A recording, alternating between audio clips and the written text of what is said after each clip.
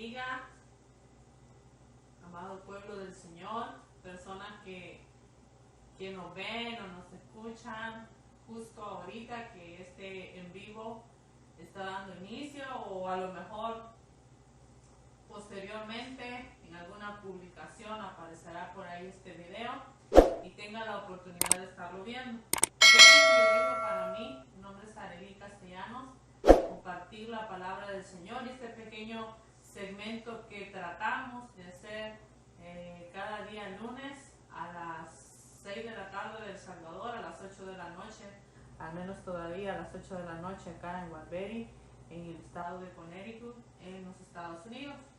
Y es donde estamos junto con mi esposo, mi hermano Byron Portillo, comenzando una pequeña reunión familiar y trabajamos con la iglesia Misión Profética Internacional Ciudad de Sion en El Salvador. Así que Dios les bendiga, personas que nos escuchan. Quiero compartir la palabra del Señor, y si usted está por ahí puede ir conmigo a la Biblia, y también si puede compartir el video o la publicación para que otras personas también puedan escuchar la palabra de Dios.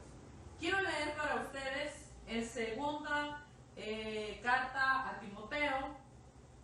Voy a leer en el capítulo 2, el verso 11 y el verso 13.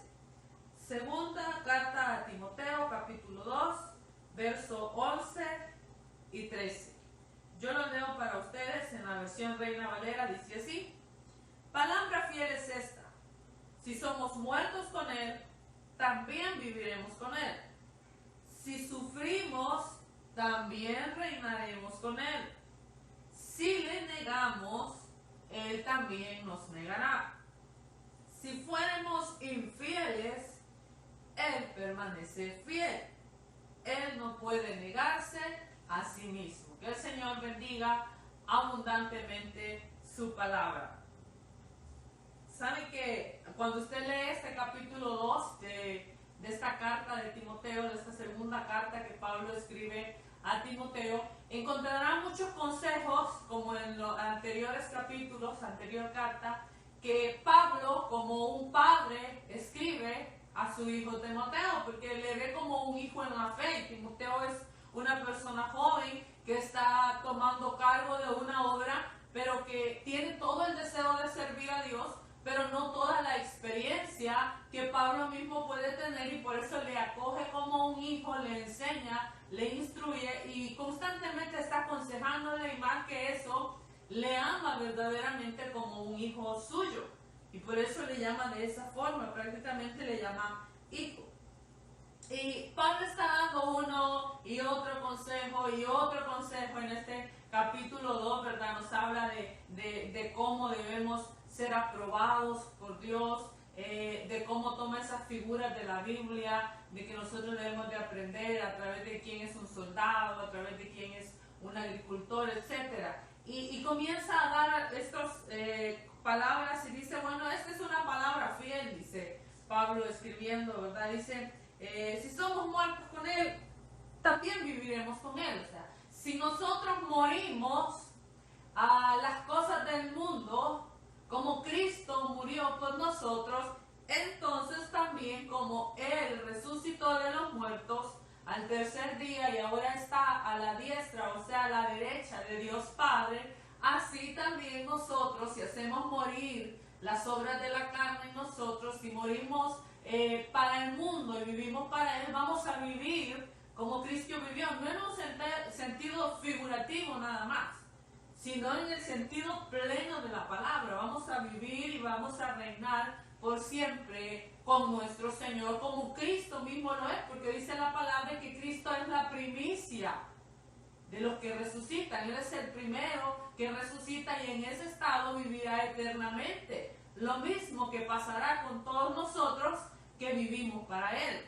Ahora también dice, si sufrimos, también reinaremos con Él, como Cristo sufrió. Si nosotros también sufrimos por mantener la palabra en nuestro corazón, igual vamos a reinar con Él. Jesús le dijo a sus discípulos en el Evangelio según San Juan, yo me voy, pero me voy a hacer morada para ustedes, para que donde yo esté, ustedes también puedan estar. Y estas promesas bastantes nos abarcan a todos nosotros. Él dijo, yo me voy, pero voy a preparar moradas porque donde yo esté, ahí quiero que estén todos ustedes. Y yo no los dejo solos. Yo les voy a mandar el Consolador, que es el Espíritu de Dios, que Él les va a guiar a ustedes. Entonces, si nosotros sufrimos y permanecemos en la palabra de Dios, también reinaremos con Él. O sea, vamos a estar en el gobierno donde Cristo esté, el gobierno eterno de Dios. Y sigue diciendo, si le negamos, Él también nos negará, ¿verdad? Y hasta aquí, déjenme decirle que cuando uno lee estos dos versos es como que bien lógico el sentido de las cosas que Pablo así rápidamente va describiendo en pocas palabras.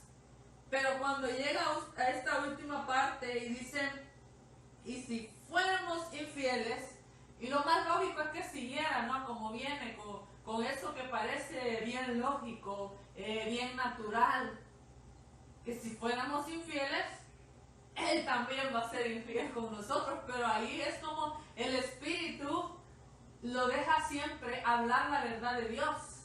Y es, y si nosotros fuéramos infieles, Él permanece fiel, dice el Espíritu de Dios a través de las manos, ¿verdad? O a través de Pablo, que es quien está escribiendo esta carta. No sé si de mano propia o se la está dictando a alguien más, me falta ese detalle, pero se detiene para decir, aunque permanezcamos infieles, pero Él permanece fiel.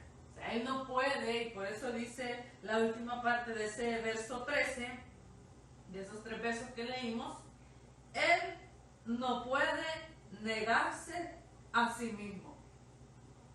O sea, dentro de la naturaleza de Dios, Él dejaría de ser Dios si tuviera la capacidad de ser infiel, como nosotros sí tenemos la capacidad de ser infieles. Imagínense qué sorprendente y lo que la palabra nos está diciendo, porque este es un hecho natural de Dios, pero que tiene una implicación maravillosa para la vida del ser humano. Porque a pesar de nuestra naturaleza caída y pecaminosa, que viene dada, ¿verdad?, desde la caída del hombre con Adán y Eva, y que sigue ese transcurso de venir pecando y esa naturaleza infiel, contraria a la voluntad de Dios, con esa inclinación a las cosas malas, a aquello que a Dios no le agrada, la infidelidad casi que se nos da natural. Es más, yo no sé si usted en algún momento en la televisión, en las noticias, en la internet, ha visto que hasta parece que hay estudios donde dice, ay, es que parece que el hombre es más natural, que es infiel, que la mujer. Y eso puede ser, dicen algunos, hasta genético. O es más normal, o tiene una implicación cultural, o sea que dependiendo de qué países, también como que ahí los hombres son más infieles, o también las mujeres. Imagínense, esos son estudios, ¿verdad? Pero Dios no nos hizo infieles. El pecado, raíz de todo el mal que hay en el ser humano, ese es el que nos volvió infieles a Dios. Entonces, aunque se nos es fácil ser infieles, lo más maravilloso que usted y yo podemos entender esta tarde, noche, es que Dios no puede ser como nosotros somos. Y a pesar de que seamos infieles, Dios permanece fiel. Él no puede, o dejaría de ser Dios, volverse un ser infiel. O sea que su promesa y su palabra y todo lo que Dios ha dicho sobre nosotros, sobre nuestra vida, sobre la salvación, sobre el plan que Él tiene para con el hombre, va a cumplirse letra por letra. Y eso es lo que recalca Juan también, que ni una jota ni una tilde va a detenerse, va a quedar por ahí aislada. Toda palabra que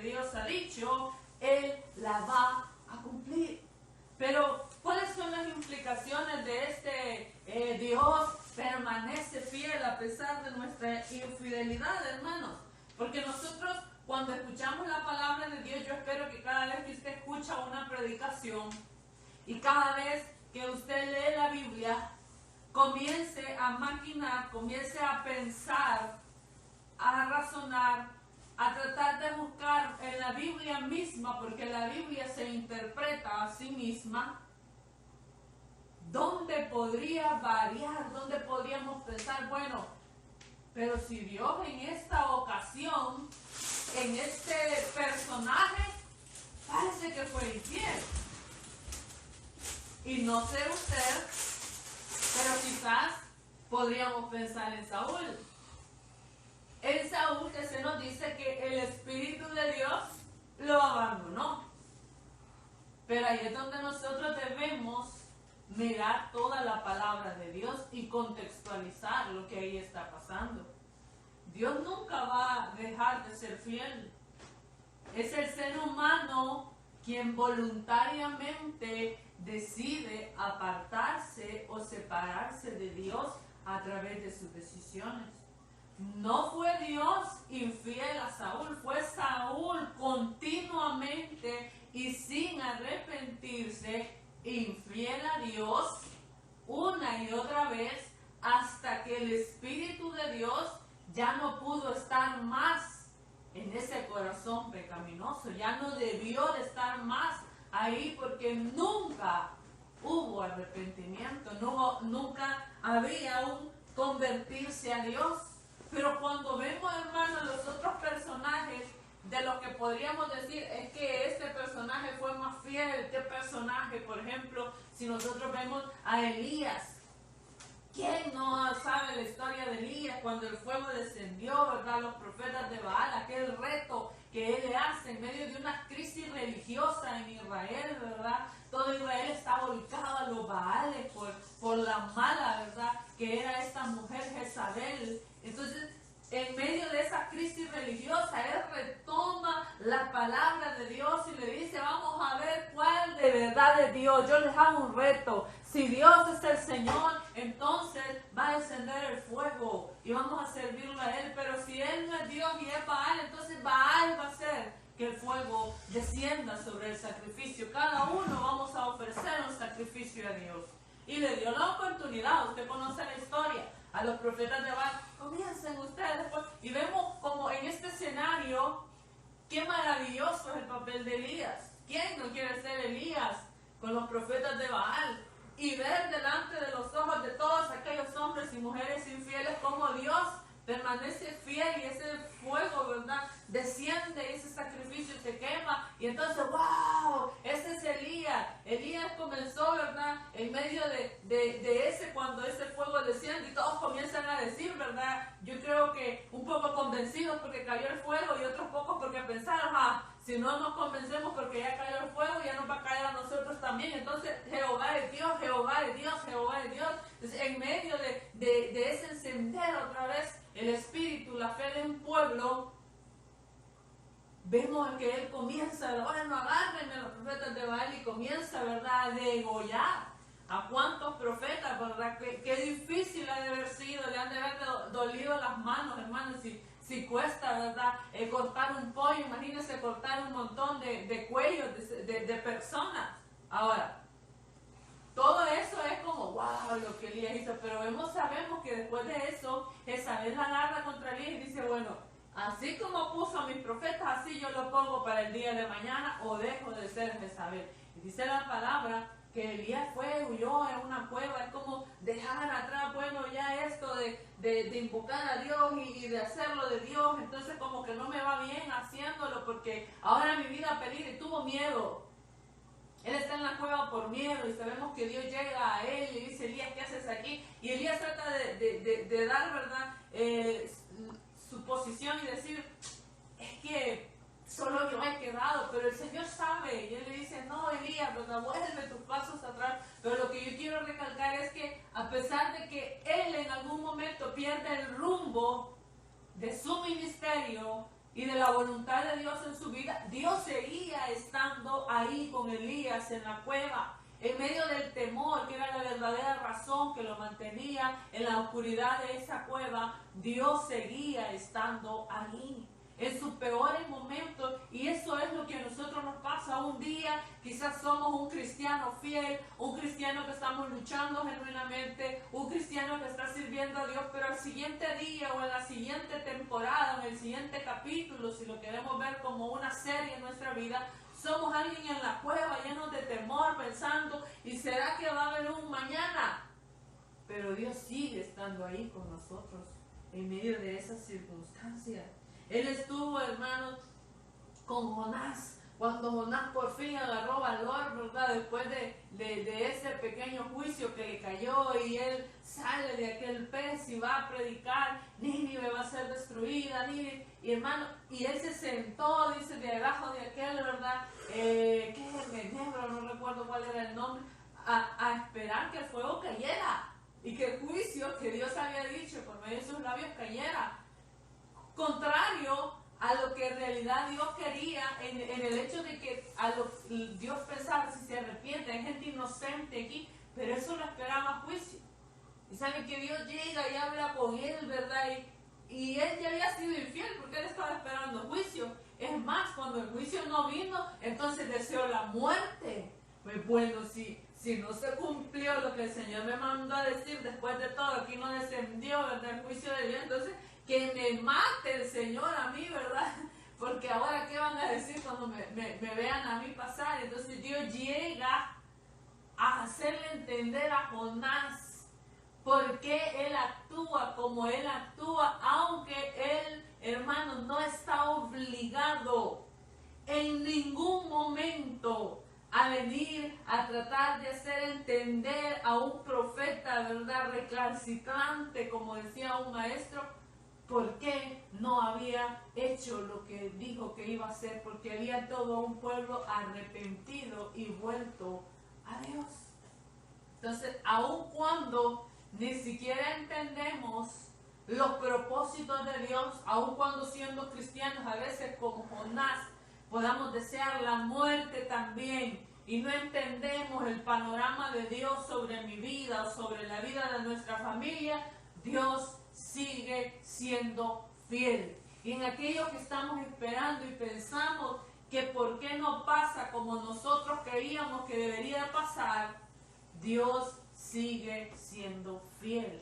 Él sigue estando ahí y sigue obrando, aunque nosotros no podamos verlo. Porque allá arriba, ¿verdad?, lejos, porque se quedó lejos de Nínive, donde él solo estaba esperando quizás que descendiera azufre y fuego, él no podía ver a una nación arrepentida, pero Dios sí la miraba.